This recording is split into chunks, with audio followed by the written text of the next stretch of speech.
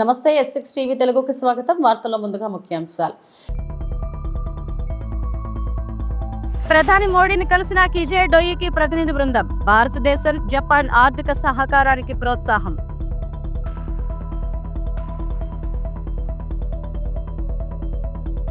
లోక్సభలో రాహుల్ గాంధీని టార్గెట్ చేసిన అమిత్ షా. ఇమిగ్రేషన్ బిల్లు 2025పై చర్చ.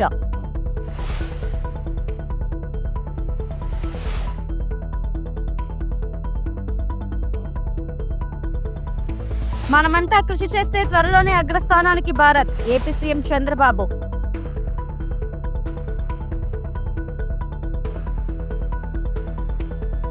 తిరుమల శ్రీవారిని దర్శించుకున్న హీరో నితిన్.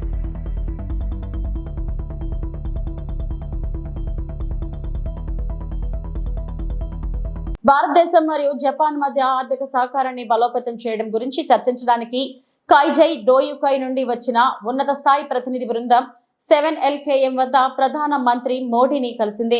వారు పెట్టుబడి అవకాశాలు, భారతదేశం యొక్క పెరుగుతున్న మార్కెట్ మరియు రెండు దేశాల మధ్య లోతైన పారిశ్రామిక సహకారం కోసం ప్రధాన మంత్రి మోడీ దార్శనికతను హైలైట్ చేశారు. And I think there's a strong desire on the part of Japanese businesses to be part of that growth. Actually, the meeting was magnificent, I would say. There has been many talks about the stability of the Indian economy, all the prospect and the prosperity that we see toward the future. And we have expressed how much we expect from India. And Prime Minister Modi has explained very clearly and explicitly his vision and his expectation for the Japanese industries to invest more and come into India. I was very happy that the Prime Minister Modi also emphasized that the importance of air transportation and airline industry, and they're going to India is going to make a huge investment for the aircraft, and maybe it might help the enhancing the network of the India and Japan and promoting and more traffic. We hope that more and more Japanese people visiting India, of course the Buddhism and also the many other historical sites. Prime Minister very broadly highlighted the most important sectors, including recycling and also the nuclear and also hydrogen, ammonia, many broad sectors. Also aerospace, food processing. They're very broad. That I received a strong aspiration of Prime Minister Modi. Immigration and foreigners బిల్లులు 2025పై లోక్సభలో సమాధానమిస్తూ కేంద్ర home మంత్రి అమిత్ షా రాహుల్ గాంధీని తీవ్రంగా విమర్శించారు. ఆయన INDA కూటమికి నాయకుడైనప్పటి నుండి ప్రభుత్వ నివేదికల కంటే NGO జారీ చేసిన డేటాపై ఆధారపడుతున్నారని మరియు NGOలు రాసిన ప్రసంగాలను చదువుతున్నారని అన్నారు. ఈ బిల్లుపై పార్లమెంట్ లో వేడి చర్చ కొనసాగుతుంది. बंगाल से आते हैं TMC की सरकार, घूस कर आते हैं. इनको आधार कार्ड दादा कौन देता है? नागरिक कहां के बने हैं? कहां के बने हैं? जितने बांग्लादेश से पकड़े गए 24 परगना जिले का आधार कार्ड और नागरिकता है मान्यवर.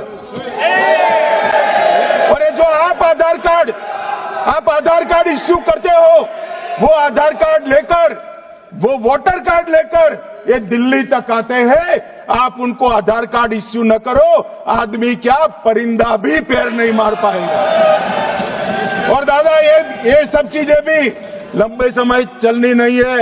26 में चुनाव है, बंगाल में कमल खिलेगा और पूरा बंद होगा. मान्यवर मुझे भी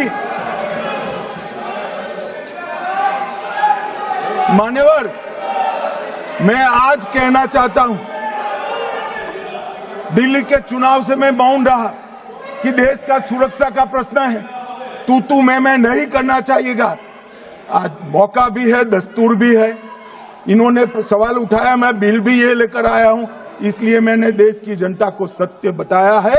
ये 450 किलोमीटर जो आपकी कृपा से खुली रही है, वहीं से घुसपैठ है, वहीं नागरिक बनते हैं, वहीं आधार कार्ड बनाया जाता है. और देश ఇప్పుడు ప్రపంచమంతా భారత్ వైపు చూస్తుందని ఏపీ సీఎం చంద్రబాబు అన్నారు.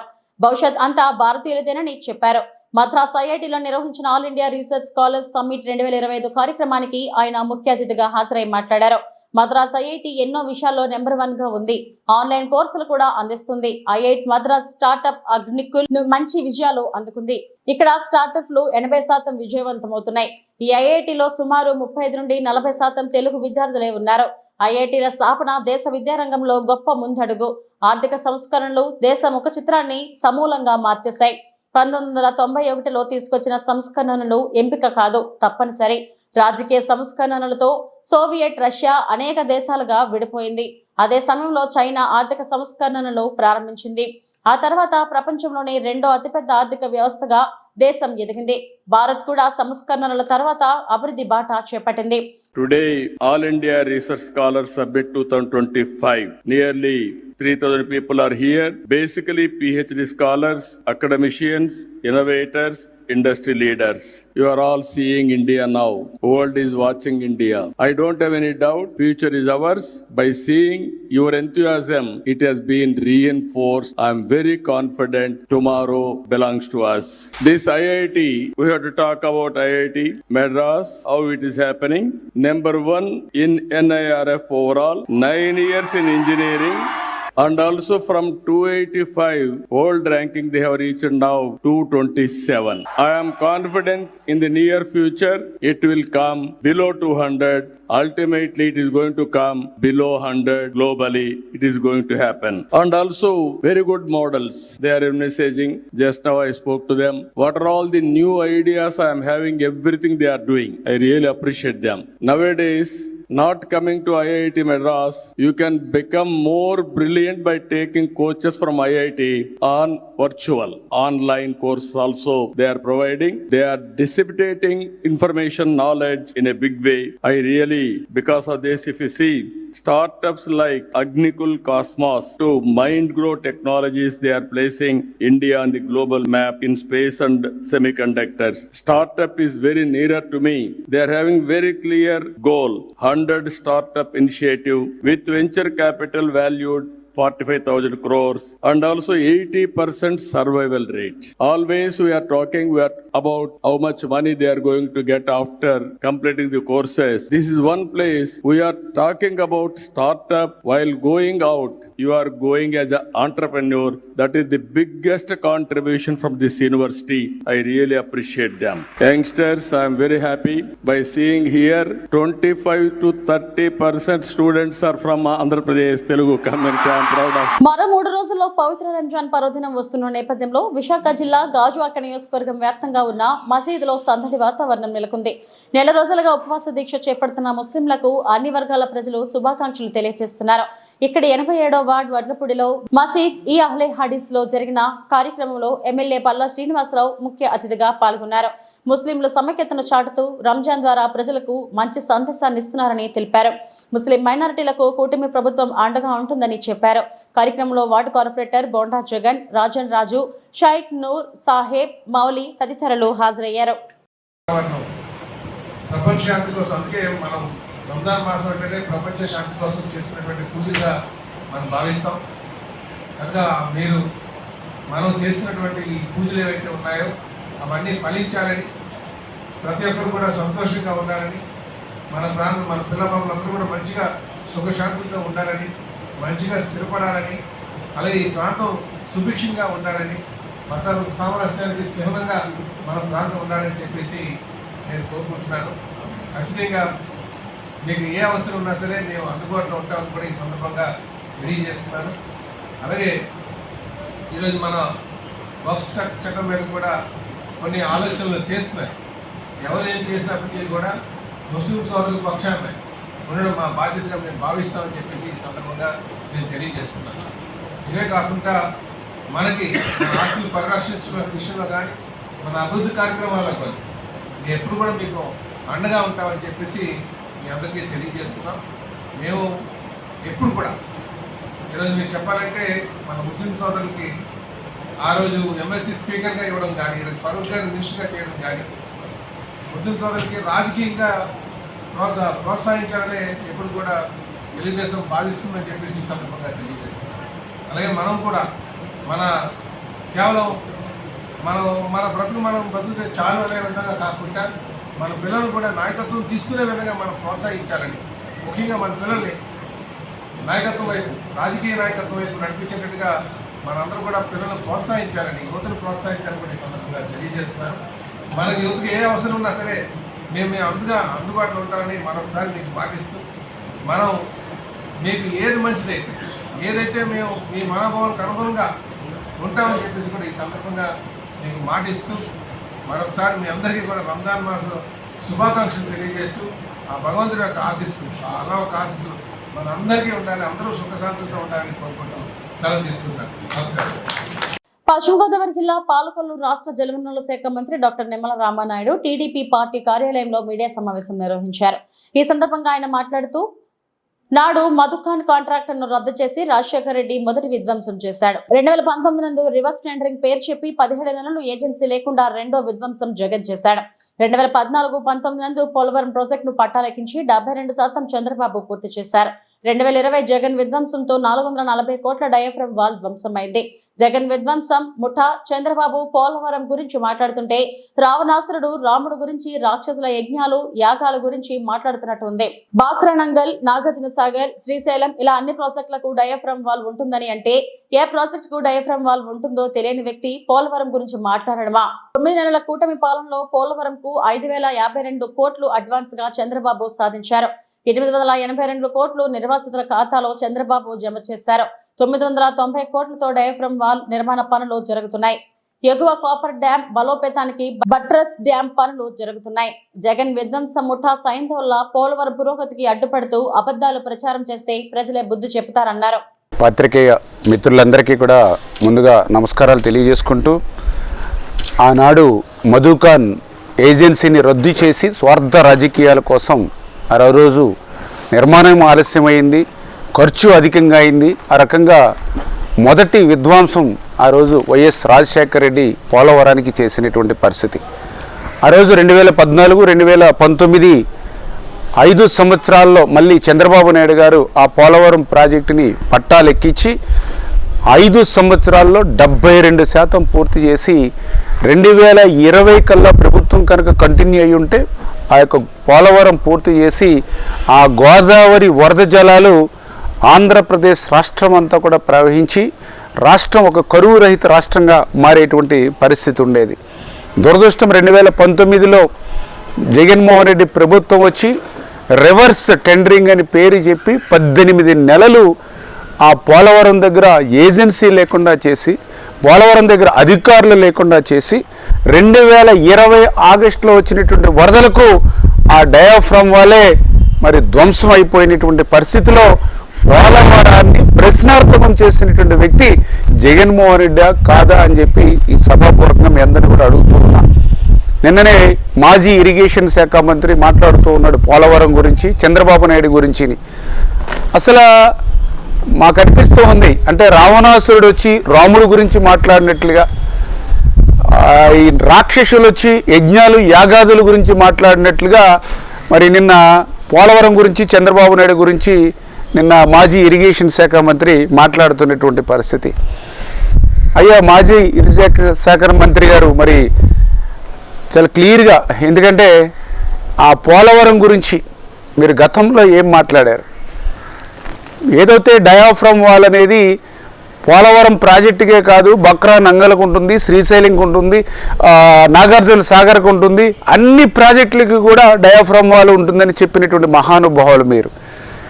అంటే తెలియకపోతే తప్పేమీ కాదు, కానీ తెలుసుకుని మాట్లాడకపోవడం అనేది బాధ్యత రాహిత్యము. అంటే పోలవరం మీద ఆ మాత్రం కూడా సమయం పెట్టేటువంటి పరిస్థితి లేనిటువంటి వ్యక్తికి ఈరోజు మీరు పోలవరం గురించి మాట్లాడడం. ఆ రోజు ఏం మాట్లాడారు మీరు? పోలవరం నాకే అర్థం కాలేదు, ఇంక ఎవ్వరికీ అర్థం కాదు, పోలవరం ఎప్పటికీ పూర్తవుతుందో చెప్పలేమని చెప్పినటువంటి వ్యక్తులు మాజీ ఇరిగేషన్ శాఖ మంత్రి మీరే కదా ఆ రోజు మీరు చెప్పింది. మరి సాక్షాత్తు మీ ముఖ్యమంత్రి గారు ఏం మాట్లాడారు నిన్న అసెంబ్లీలో? 2020 జూన్ అన్నారు, 2020 డిసెంబర్ అన్నారు, మళ్ళీ 2021 దగదర్తి మండలంలోని పలు గ్రామాల్లో అభివృద్ధి ప్రారంభోత్సవాలు మరియు శంకుస్థాపన కార్యక్రమాలకు శ్రీకారం చుట్టిన కావలి శాసనసభ్యులు దగ్గుమాటి వెంకట కృష్ణారెడ్డి. శ్రీ పొట్టి శ్రీరాములు నెల్లూరు జిల్లా కావలి నియోజకవర్గం దగదర్తి మండలం బాడుగుడిపాడు గ్రామ పంచాయతీలో 11,20,000 రూపాయలతో సిమెంట్ రోడ్లు, 40 లక్షల రూపాయలతో సచివాలయం బిల్డింగ్ ను రిబ్బన్ కట్ చేసి ప్రారంభించిన కావలి శాసనసభ్యులు దగ్గుమాటి వెంకట కృష్ణారెడ్డి ఎమ్మెల్యేకు ఘన స్వాగతం పలికిన గ్రామస్తులు, టీడీపీ నాయకులు. బాడుగుడి పాడు గ్రామంలో ప్రతి ఒక్కరికి అండగా ఉంటారని హామీ ఇచ్చిన ఎమ్మెల్యే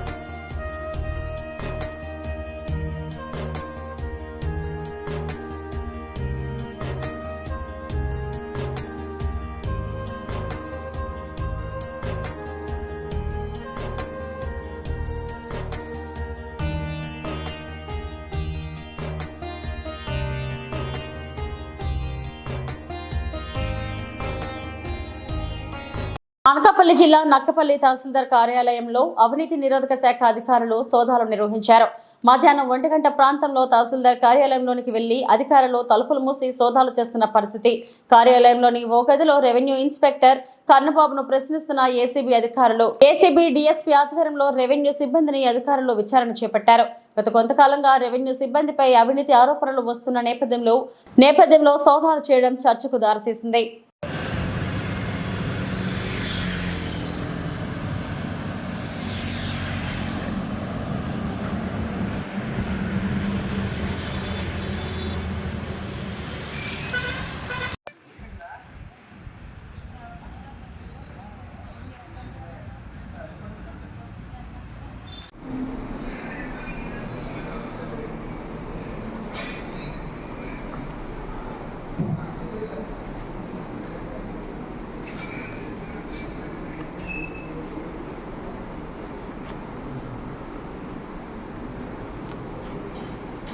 విశాఖ ఉక్కు కాంట్రాక్ట్ కార్మికులు తమ భవితవ్యంపై ఆందోళన చెందుతున్నారు. ప్లాంట్ లో కాంట్రాక్ట్ కార్మికులను అర్ధాంతరంగా తొలగించడాన్ని నిరసిస్తూ హెచ్ఓడి మరియు ఈడీ వర్కర్స్ కార్యాలయాల వద్ద ఆందోళన చేపట్టారు. న్యాయం చేయాలంటూ నినాదాలు చేశారు. కార్మికులు మాట్లాడుతూ ఉత్పత్తిలో ఉద్యోగులతో సమానంగా పనిచేస్తున్నప్పటికీ కాంట్రాక్ట్ కార్మికులను తొలగించడం అన్యాయమేనన్నారు. ప్లాంట్లో కార్మికులంతా దినదినగండంగా పనిచేస్తున్నారని, ఈ సమయంలో కాంట్రాక్ట్ కార్మికులను తొలగించడం బాధాకరమన్నారు. ఇదే జరిగితే వేలాది కుటుంబాలు రోడ్డున పడతాయని ఆవేదన వ్యక్తం చేశారు. రాష్ట్ర ప్రభుత్వం ముఖ్యంగా జిల్లాలోని మంత్రులు, ఎంపీలు, ఎమ్మెల్యేలు కేంద్రంపై ఒత్తిడి తీసుకొచ్చి కాంట్రాక్ట్ కార్మికులు కొనసాగేలా చర్యలు తీసుకోవాలని కోరారు. ఈరోజు కార్మిక సంఘాలు ఇచ్చిన పిలుపు మేరకు కార్మికులందరూ కూడా పట్టుబడి ఉన్నారు. ఎందుకంటే వాళ్ళ జీవన ఉపాధి పోతుంది, జీవితమే పోతుందని భావిస్తూ ఏవైతే కార్మిక సంఘాలు వాళ్ళ కోసం పిలుపునిచ్చాయో దానికి కట్టుబడి ఫేస్ స్కాన్ వేయడం మానేశారు. అదేవిధంగా విధుల్లోకి వెళ్లకుండా విధులను బహిష్కరించి హెచ్ఓడి ఆఫీస్ దగ్గర ధర్నా చేస్తూ నిర్వహిస్తున్నారు. ఈరోజు స్టీల్ ప్లాంట్ మేనేజ్మెంట్ ఎంత మొండిగా వ్యవహరిస్తుందో, జీతాలు ఇవ్వకపోయినా సరే కార్మికులందరూ పనిచేస్తున్న తరుణంలో కార్మికులందరినీ తొలగించి బయటను పెట్టేయాలని చెప్పి ఆలోచన ఈ యొక్క మేనేజ్మెంట్ చేసింది. అదేవిధంగా నిన్న మొన్న ఆర్ఎల్సీ దగ్గర మొన్న మీటింగ్ అయింది, నిన్న మేనేజ్మెంట్ చర్చలు చేశారు. వాళ్ళకి అవకాశం కూడా ఇచ్చాము. సార్ మీరు బయోమెట్రిక్లో 240 మందిని రీప్లేస్మెంట్ చేయండి, లేని ఎడల మీరు ఏదైతే మెడికల్ పేరుతో భయాందోళన చేస్తున్నారో ఆ మెడికల్ అవాయిడ్ చేయండి అని చెప్పడం జరిగింది. దాన్ని వాళ్ళు తాత్కాలికంగా మేము అవాయిడ్ చేస్తామని చెప్పారు. తాత్కాలికంగా అవాయిడ్ చేసినా పర్వాలేదని చెప్పేసి మేము ఒప్పుకునే తరుణంలో ఈ యొక్క మేనేజ్మెంట్ దానికి కూడా ఎగ్రీ అవ్వకుండా, వాళ్ళు పెట్టుకున్న పాయింట్లకే వాళ్ళు ఎగ్రీ అవ్వకుండా చేతులు పైకి చూపించి మా పైన స్టీల్ సెక్రటరీ గారు ఉన్నారు, వాళ్ళతోనే మాట్లాడి ఈ పని చేయగలం తప్ప మేము ఎటువంటి సాయం మీకు చేయలేము, మీకు నచ్చిన పని మీరు చేసుకోండి అనే తరుణంలో వ్యవహరిస్తున్నారు. అంటే ఈ స్టీల్ ప్లాంట్ని ఏ విధంగా వీళ్ళు నడిపించే ఉద్దేశం లేదని అయితే మటుకు మాకు అనిపిస్తుంది. అయినా సరే కార్మికులు స్టీల్ ప్లాంట్ లాస్ పోవాలని, స్టీల్ ప్లాంట్ని ఇక్కడ నుండి తరలించేయాలని అయితే ఆలోచించడం లేదు. స్టీల్ ప్లాంట్లో కార్మికుడు ఖచ్చితంగా ఉపాధి కోల్పోకుండా ఇక్కడ బతకాలనే ఆలోచనతో ఉన్నారు. కాబట్టి ఒకరోజు టోకెన్ సమ్మెకి పిలుపునిచ్చి ఈ టోకెన్ సమ్మెని 100% ఇప్పుడు ఏ షిఫ్ట్లో వచ్చిన వాళ్ళందరూ కూడా సక్సెస్ చేశారు. అలాగే general, B shift, night duty వాళ్ళు కూడా సక్సెస్ చేస్తారు. ఈరోజు సమ్మె అయితే మటుకు విజయవంతంగా ముగుస్తుందని తెలియజేస్తున్నాం. ఐఎన్టీసీ వంశీకృష్ణ. తిరుమల శ్రీవారిని సినీ నటుడు నితిన్ దర్శించుకున్నారు. శుక్రవారం వీఐపీ ప్రారంభ విరామ దర్శన సమయంలో శ్రీకాళహస్తి ఎమ్మెల్యే సుధీర్ రెడ్డితో కలిసి ఆయన స్వామివారి సేవలో పాల్గొన్నారు. టీటీడీ అధికారులు వీరికి స్వాగతం పలికి దర్శన ఏర్పాట్లు చేశారు. దర్శనం అనంతరం రంగనాయకుల మండపంలో నితిన్ కు పండితులు ఆశీర్వచనం చేసి స్వామివారి తీర్థ ప్రసాదాలను అందజేశారు.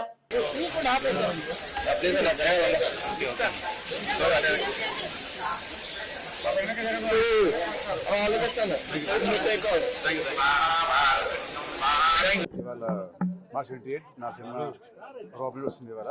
సో దాని ముందు స్వామివారిని దర్శించుకున్నాను. దర్శనం మా బుద్ధుల సుస్థిరన్న వల్ల శ్రీరాజ్ సినిమాలే మాకు చాలా బాగా జరిగింది. మా ఫ్యామిలీ ఫ్రెండ్ ఎప్పటి నుంచో. సో థ్యాంక్ యూ అన్న, thank you so much. So అందరూ ప్లీజ్ సినిమా చూడండి, చూసి ఎంజాయ్ చేయండి. నెక్స్ట్ ప్రాజెక్ట్ సినిమా పేరు తమ్ముడు అండి. అది come out in June or May. Kamareddy జిల్లా జుక్కల్లోని జిల్లా పరిషత్ ఉన్నత పాఠశాలలో 10వ తరగతి గణితం ప్రశ్నాపత్రం లీక్ పై బాన్సువాడ సబ్ కలెక్టర్ కిరణమయ్య వివరణ ఇచ్చారు. ఓ విద్యార్థి తండ్రి ఎగ్జామ్ సెంటర్లోని వాటర్ మ్యాన్ తో కలిసి ప్రశ్నాపత్రం లీక్ చేశారని ధృవీకరించారు. ఈ ప్రశ్నాపత్రాన్ని వాట్సాప్ లో వైరల్ చేశారని వివరించారు. జుక్కల్లో స్కూల్లో 10th క్లాస్ ఎగ్జామ్స్ జరుగుతున్న తరుణంలో ఈరోజు వాట్సాప్లో సర్క్యులేట్ అవుతున్న మెసేజెస్ని బట్టి మాకు ఇన్ఫర్మేషన్ రావడం జరిగింది. కొన్ని క్వశ్చన్స్ ఈరోజు జరుగుతున్న మ్యాథ్స్ ఎగ్జామ్లో భాగంగా కొన్ని క్వశ్చన్స్ అనేవి బయటికి వచ్చి వాటిని సర్క్యులేట్ చేస్తున్నారు అనేది తెలియడంతో ఇమీడియట్గా వచ్చి ఎంక్వైరీ చేయడం జరిగింది. ఇందులో భాగంగా వాటర్ సప్లై చేసే అతను ఎవరైతే లోపలికి తీసుకెళ్ళి వాటర్ సప్లై చేస్తున్నారో స్టూడెంట్స్, అతని ద్వారా ఒక పేరెంట్ ఒక వైట్ పేపర్ పంపించి అతని క్వశ్చన్స్ రాసిస్తే పంపిస్తే నేను ఆన్సర్స్ పంపించుకుంటాను మా అబ్బాయికి అనేది చెప్పి ఆ వాటర్ సప్లయర్ ద్వారా పంపించగా క్వశ్చన్స్ అనేవి బయటికి తీసుకురావడం జరిగింది. అక్కడే ఉన్న ఒక వ్యక్తి ఫోన్ ద్వారా ఫోటో తీసుకుని ఒకరిద్దరు రిపోర్టర్స్కి పంపించడంతో వాళ్ళు గ్రూప్లో పోస్ట్ చేయడం జరిగింది అనేది ప్రిలిమినరీ ఎంక్వైరీలో మనకు తెలుస్తుంది. సో ఇందులో ఎవరైతే మనకి ఇన్వాల్వ్ అయి ఉన్నారు అనేది ఇంకా తెలియడానికి further investigation is going on. అయితే ప్రస్తుతానికి కలెక్టర్ గారి ఆదేశాల మేరకు whoever is the chief superintendent, DO అలాగే ఇన్వెస్టిగేటర్ మీద తక్షణమే యాక్షన్ తీసుకుంటున్నాము. Further investigation will be conducted by the police and other officials. ఇవి ఇప్పటివరకు నా బులెటిన్ అప్డేట్స్. నమస్తే.